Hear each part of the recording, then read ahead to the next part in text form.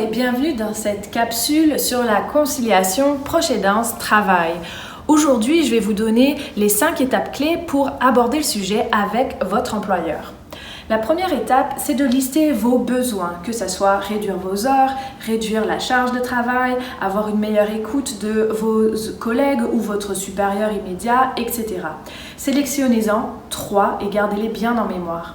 La deuxième étape, c'est de vous renseigner. Qu'est-ce qui existe dans votre entreprise actuellement? Dans la convention collective, dans les politiques de conciliation famille-travail, la possibilité d'échanger des cartes avec des collègues. En tout cas, faites la liste de ce que vous auriez besoin qui est déjà existant. La troisième étape, c'est de déterminer quelles informations vous voulez transmettre à votre employeur concernant votre situation, concernant les soins que vous donnez ou qui sont reçus par des organismes qui vous soutiennent. Prévoyez aussi de faire l'attestation de proche aidant qui doit être signée par un professionnel de la santé.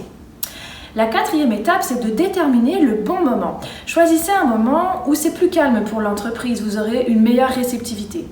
Choisissez aussi une période longue d'à peu près 1 heure pour pouvoir vraiment aborder le sujet et informer votre employeur du sujet que vous voulez aborder avec lui pour qu'il ait le temps de se préparer de son côté. Enfin, n'attendez pas d'avoir des besoins urgents. Faites ces démarches dès le début pour vraiment avoir un plan adapté à la situation. La 5e étape concerne le moment de la rencontre.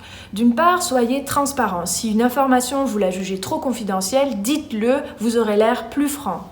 Ensuite, soyez en mode solution, contrepartie et compromis.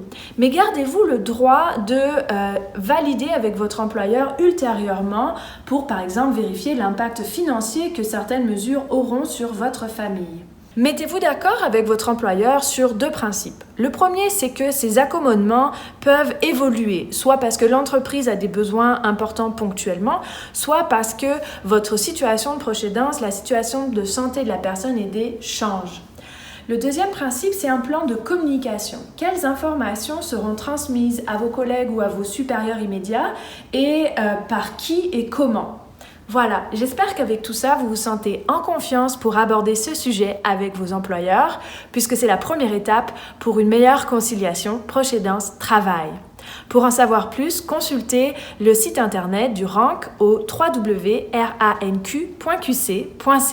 Merci.